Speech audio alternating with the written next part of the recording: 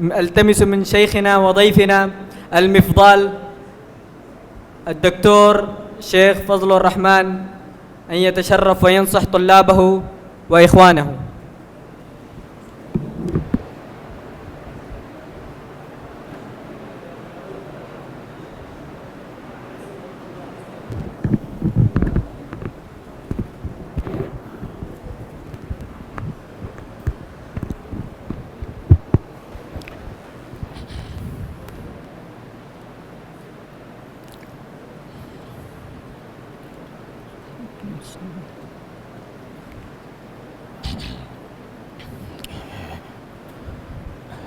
إن الحمد لله نحمده ونستعينه ونستغفره ونعوذ بالله من شرور أنفسنا ومن سيئات أعمالنا من يهده الله فلا مضل له ومن يضلله فلا هادي له.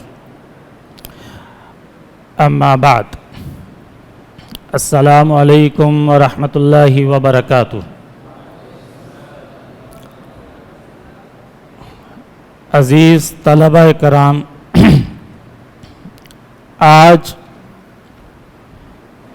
یہ میرے لیے انتہائی خوشی، مسرت اور سعادت کی گھڑی ہے کہ اللہ رب العالمین نے آپ لوگوں کے سامنے ہم کلام ہونے کا موقع عطا کیا. مختصراً الحمدللہ ثم الحمدللہ تمام طلباء کرام صرف آج ہی نہیں بلکہ ہمیشہ سے اس پروگرام یا ایسے پروگراموں میں شرکت کرتے ہیں اور الحمدللہ محنت کرتے ہیں، جس سے خوشی ہوتی ہے، دلی خوشی ہوتی ہے کہ اللہ رب العالمین آپ لوگوں کو مزید محنت کرنے کی توفیق عطا فرمائے اور اللہ رب العالمین یہ تمام کوششیں اپنی بارگاہ میں قبول و منظور فرمائے. یہ جو وقت ہم لوگ ایسے پروگراموں میں یا ایسے مجالس میں گزارتے ہیں، یقین جانیے کہ یہ وہ وقت ہوتا ہے جو ہمارے لیے بھی کارآمد رہتا ہے اور کارآمد ہوتا ہے، اور باقی جو طلباء کرام ہوتے ہیں ان کو بھی ایسے ہی جگہوں پر وقت گزارنے کے لیے ایک شوق پیدا ہوتا ہے. یہ وقت اللہ کی بڑی نعمتوں میں سے دی ہوئی ایک نعمت ہے. جیسا کہ ابھی آپ نے ایک طالب علم کی تقریر میں سنا، اللہ کے نبی صلی اللہ علیہ وسلم ارشاد فرماتے ہیں کہ نعمتان مبغون فیہما کثیر من الناس الصحۃ والفراغ. یہ صحت اللہ کی دی ہوئی ایک بہت بڑی نعمت ہے، اور اسی طرح سے یہ فراغت، یہ فرصت، یہ اوقات، یہ بھی اللہ کی دی ہوئی بہت بڑی نعمت ہے. اگر اس نعمت کی ہم نے ناشکری کی، اللہ رب العالمین ہم سے یہ نعمت بھی چھین سکتا ہے. جیسے آج بے شمار لوگ یہ رونا رو رہے ہوتے ہیں کہ ہمارے پاس وقت نہیں، لوگوں کے پاس نماز پڑھنے کے لیے وقت نہیں، اللہ کا ذکر کرنے کے لیے وقت نہیں، تلاوت کرنے کے لیے وقت نہیں. اس کا مطلب یہ ہوتا ہے کہ اللہ نے ان سے یہ فرصت کے لمحات چھین لیے ہوتے ہیں. اللہ نے ان کو دنیا میں اتنا مصروف کر دیا ہوتا ہے کہ اللہ ان سے اپنا ذکر کا وقت بھی چھین لیتا ہے. تو ہمیں اس وقت کی قدر کرنی چاہیے. آج اللہ نے یہ وقت ہمارے ہاتھ میں دے دیا، ہماری مرضی کے مطابق ہم اس کو گزار سکتے ہیں. اگر چاہیں اس وقت کو اچھے کاموں میں گزار دیں، اور اگر چاہیں تو اس وقت کو ہم ضائع کر دیں. ہر گزرتا ہوا لمحہ، ہر گزرتا ہوا وقت ہمیں یہ بتا کر جاتا ہے کہ تا قیامت میں واپس تمہارے پاس نہیں آؤں گا. جس نے اس سے استفادہ کر لیا یہ اس کا وقت تھا، اور جس نے اس کو ضائع کر دیا تا قیامت تک وہ شخص پچھتا تو سکتا ہے، لیکن یہ وقت اس کے پاس واپس کبھی بھی نہیں آ سکتا۔ تو ہمیں ہر ایک کو یہ سوچنا چاہیے کہ آج اللہ نے ہمیں فرصت بھی دی، وقت بھی دیا، صحت بھی دی، تو ہمیں اس وقت میں سب سے پہلے اپنی زندگی کے مقصد کا تعین کرنا چاہیے کہ اگر میں آج یہاں موجود ہوں، میرا مقصد کیا ہے اس کا؟ اگر حصول علم مقصد ہے تو پھر ہمیں اس کے لیے جد و جہد کرنی چاہیے۔ اللہ کا دین، اللہ کا علم حاصل کرنا مقصد ہے تو اس کے لیے ہمیں کوشش کرنی چاہیے، محنت کرنی چاہیے، مسلسل کوشش، مسلسل محنت، مسلسل جد و جہد کرنی چاہیے۔ جب یہ منزل کا تعین ہو جائے اور پھر اس کے لیے مسلسل جد و جہد ہو جائے، اگر مقصد یہ ہے کہ حصول علم، تو پھر اس کے بعد اگلا مرحلہ ہمیں علم سے محبت اور کتابوں سے دوستی کرنی چاہیے۔ لیکن یہ اس وقت ہوگا جب ہمیں اپنا مقصد، ہمارے مقصد کا ایک تعین ہو جائے گا۔ جب ہمارے مقصد کا تعین ہی نہ ہو تو نہ تو ہم علم حاصل کر سکتے ہیں، نہ ہی کتابوں سے دوستی ہو سکتی ہے۔ مسلسل جد و جہد کے بعد کتابوں سے دوستی، اور پھر اگر تو طالب العلم ہم شرعی طالب العلم ہیں تو پھر ہمارا کردار، ہمارا اخلاق یہ ہمیں بتائے، بلکہ یہ نظر آئے کہ یہ طالب علم، یہ شرعی طالب علم ہے، اللہ کے دین کا طالب علم ہے۔ جیسے صحابہ کرام فرمایا کرتے تھے کہ اللہ کے نبی صلی اللہ علیہ وسلم کے دور میں ہمیں قرآن چلتا پھرتا نظر آتا تھا، تو اس دور میں ہمیں دین چلتا پھرتا نظر نہیں آتا۔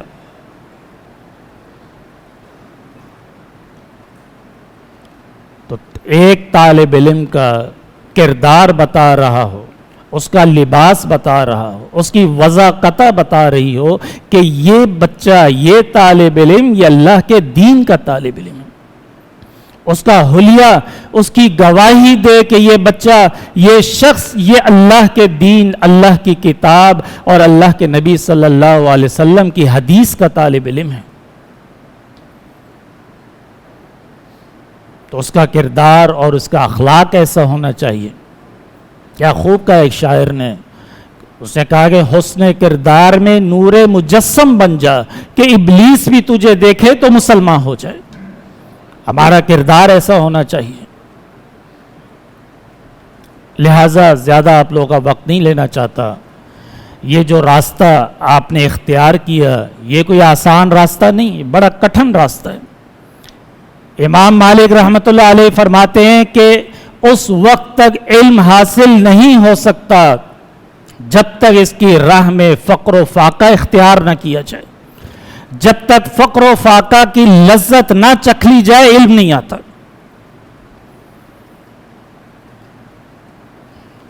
ایک بزرگ دین بزرگ تھے، وہ فرماتے تھے کہ وہ بزرگ جب کھانا کھاتے تھے تو سوکھی روٹی کھاتے تھے، اس کے ساتھ سالن استعمال نہیں کرتے تھے۔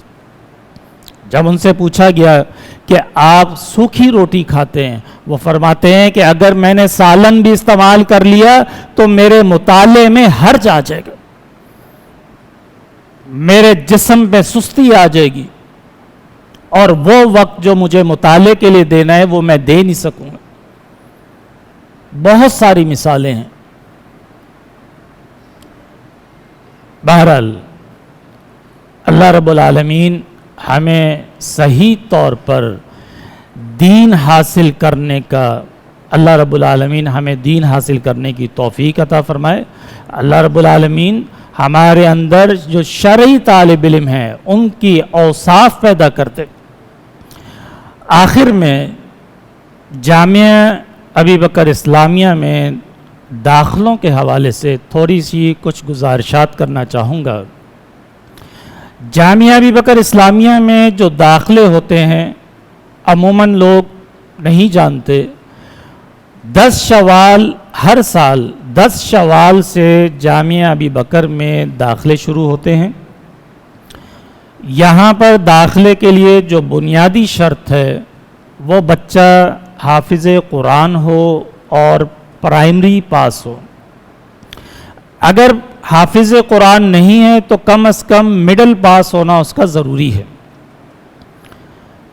مرکز اللغہ العربیہ کے لیے خاص طور پر ہم لیتے ہیں ان بچوں کو جو حافظ قرآن اور پرائمری پاس ہوتے ہیں، اور اگر کوئی بچہ معہد العلمی یا ثانوی میں داخلہ لینا چاہتا ہو اس کے لیے ضروری ہے کہ اس کو عربی زبان پر عبور ہو۔ اس لیے جامعہ ابی بکر اسلامیہ میں جو تعلیمی جو ہمارا نظام ہے وہ عربی زبان میں ہے، تو جب تک عربی زبان نہیں آئے گی اس وقت تک معہد میں ہمارے یہاں یا کلیہ میں کوئی طالب علم بھی داخلہ نہیں لے سکتا۔ اور ایک شعبہ ہمارا حفظ القرآن کا بھی ہے، تحفیظ القرآن کا بھی ہے۔ تحفیظ القرآن میں بھی اسی طرح سے 10 شوال سے داخلے شروع ہوتے ہیں۔ جیسا کہ آپ لوگ جانتے ہیں کہ جامعہ ابی بکر اسلامیہ میں ظہر کے بعد باقاعدہ طور پر اسکول کا سلسلہ بھی ہے۔ جو بچے پرائمری پاس کر کے آتے ہیں یا مڈل کر کے آتے ہیں ان کے لیے یہاں پر میٹرک کا انتظام کیا گیا ہے، جو کہ کمپیوٹر سائنس سے ان کو باقاعدہ طور پر رجسٹرڈ اور ایفیلیٹڈ اسکول ہے، باقاعدہ طور پر میٹرک کروایا جاتا ہے۔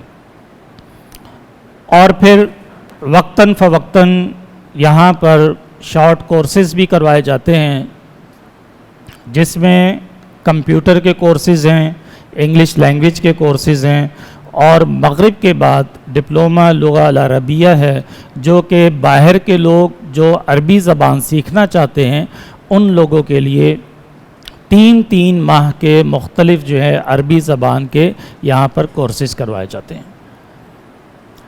آخر میں دعا ہے کہ اللہ تعالی ہم سب کے نیک اعمال قبول و منظور فرمائے۔ وآخر دعوانا ان الحمد للہ رب العالمین۔